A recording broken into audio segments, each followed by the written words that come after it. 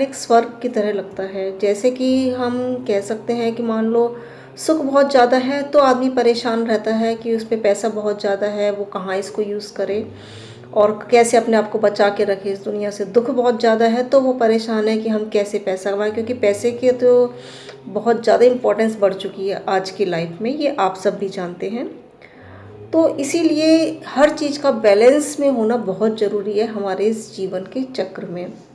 और इसीलिए वास्तु में भी इस चक्र में, वास्तु के इस चक्र में भी इसका बैलेंस में रहना बहुत ज़रूरी है। जैसे सुख और दुख का बैलेंस में रहना ज़रूरी है, ऐसे ही वास्तु में भी इन सब का जो 5 एलिमेंट्स होते हैं इन सब का बैलेंस में रहना ज़रूरी है। और वास्तु में हर तत्व का, हर चीज़ का बैलेंस में होना बहुत ज़रूरी है, तभी जीवन एक स्वर्ग की तरह लगता है।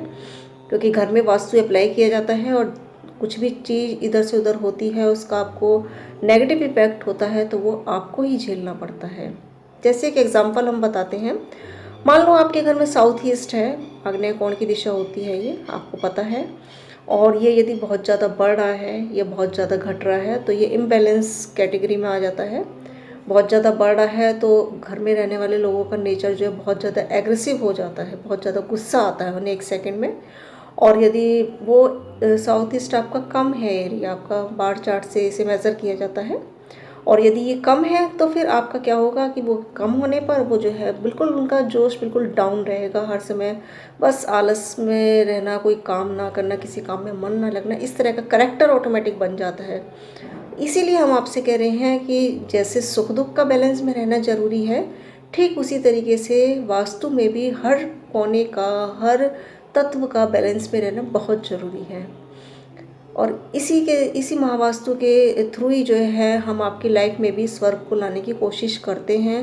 कोशिश करते हैं कि आपके हर चीज़ आपको हम समझा सकें, जिससे कि आप समझ सकें कि आपके घर में क्या गलत है, क्या सही है, और आप उसको अपने घर पे अप्लाई करके उसको सॉर्ट आउट कर सकें। लेकिन हाँ, अगर आपको परेशानी है, ये हर वीडियोस में बताते हैं, इसमें भी बता रहे हैं, अगर आपको परेशानी है तभी आप उस डायरेक्शंस को चेक करें। अगर कोई परेशानी नहीं है तो आप किसी भी डायरेक्शन को आपको छेड़ने का कोई भी लॉजिक नहीं होना चाहिए।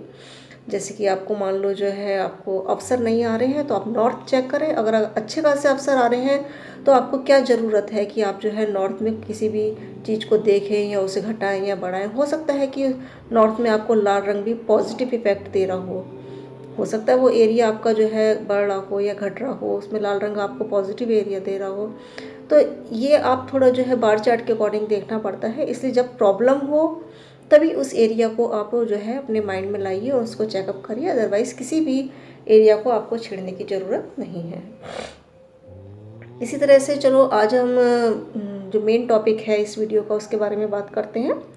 आज हमारा मेन टॉपिक है बालकोनी। बालकोनी क्या होती है? बालकोनी जो जब भी हम घर बनाते हैं, हर घर में 4 डायरेक्शंस होती हैं, आप जानते हैं, उत्तर पूर्व पश्चिम दक्षिण, 4 डायरेक्शंस हैं। इन चारों डायरेक्शंस में जब हम कोई सा भी मुखी आपका घर होता है, उत्तर मुखी हुआ या पूर्व मुखी, कोई सा भी फेसिंग होता है हाउस, तो उसमें बालकोनी ज़रूर बनती है, ये तो आप भी जानते हैं। बालकोनी बनाई तो बालकोनी का टारगेट क्या है? सबसे मेन टारगेट तो एक ये है कि वो जो है देखने में आगे से घर सुंदर लगता है, अट्रैक्टिव लगता है बालकोनी से। और दूसरा क्या है, वहाँ से ठंडी हवा आती है, ताज़ी हवा आती है, खुला होता है तो ताज़ी हवा आती है घर में। जैसे कि सपोज़ करें, मान लो बारिश हो रही है तो वहाँ बैठकर आप गरम गरम चाय के संग गरम गरम पकौड़े खाते हैं तो उसका आनंद ही अलग होता है अगर बालकोनी में होती है। तो इस तरीके से हर चीज़ का लॉजिक होता है, तो बालकोनी का भी लॉजिक है। तो फिर अब आपको ये आनंद तभी फ़ायदेमंद लगेगा, तभी आपको इससे जो है फ़ायदा हो सकता है जब ये डायरेक्शन आपकी पॉजिटिव रूप में आपके संग फेवर करे, या बालकोनी आपकी पॉजिटिव रूप में बनी हो। मान लो बालकोनी आपकी गलत डायरेक्शंस में बनी हुई है, गलत कलर वहाँ पे यूज़ हो रहा है, तो वो आपको नेगेटिव रिजल्ट देगी। तो कहाँ बालकोनी होनी चाहिए और किस रूप में होनी चाहिए, ये आपको हम आगे बताते हैं। अब मान लो आपका जो है पूर्वमुखी मकान है, और पूर्वमुखी मकान हो या फिर उत्तरमुखी भी कह सकते हैं, दोनों फेसिंग यदि हाउस है, नॉर्थ फेसिंग और ईस्ट फेसिंग, और इसमें यदि आपकी बालकोनी है तो वहाँ आपको कोई भी उसका नेगेटिव रिजल्ट नहीं मिलेगा, क्योंकि ये दोनों जो है खुली दिशाएं होती हैं। ईस्ट जो है हमारी जो है सोशल एसोसिएशन की डायरेक्शंस होती है, और यहाँ पे जो है ग्रीन प्रकृति की ही दिशा है, ये ग्रीनरी की दिशा है। यहाँ से यदि ताज़ी हवा आती है तो बहुत ही पॉजिटिव रिजल्ट मिलता है। और इसके साथ ही नॉर्थ, जो कि हमारी उत्तर की दिशा है, जल तत्व की दिशा है ये, और यहाँ से भी ये तो आपको पता ही है, ये तो खैर खुली ही होनी चाहिए। जितना खुला होगा ये स्पेस उतना ही हमें जो है इससे फ़ायदा होगा। धन के अवसरों की दिशा होती है ये। जितने भी हमें पैसा कमाने के जो लॉजिक मिलते हैं या किसी भी चीज़ के लॉजिक मिलते हैं, कोई नौकरी है, कोई शादी है, कुछ भी XYZ जो भी आपको मौके मिलते हैं वो इसी डायरेक्शन से मिलते हैं।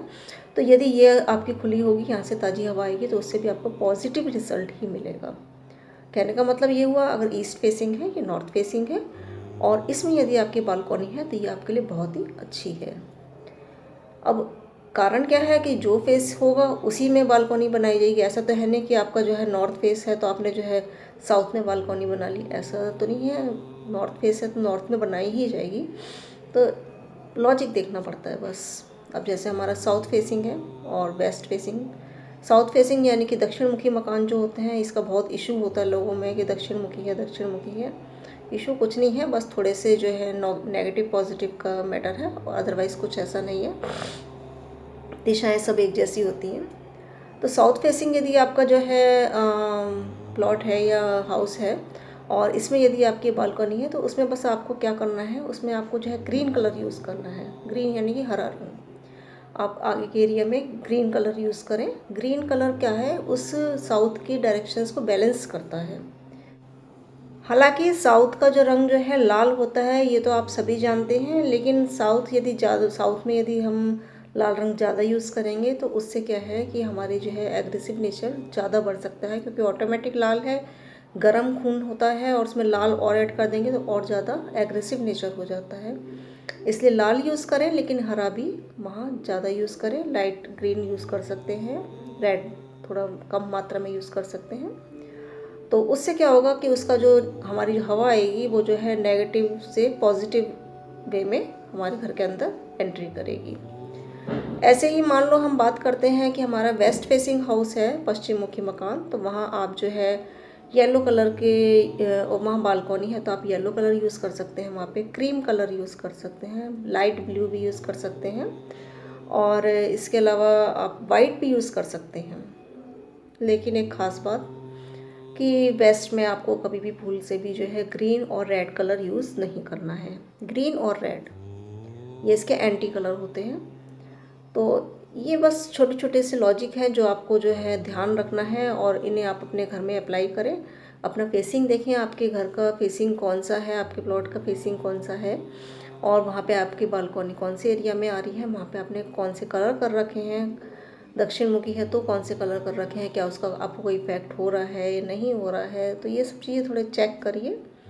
तो उम्मीद है दोस्तों आपको ये वीडियो भी अच्छी लगी होगी। अगली वीडियो में एक नई चर्चा के साथ आपसे मिलते हैं। तब तक एक बार फिर से नमस्कार दोस्तों।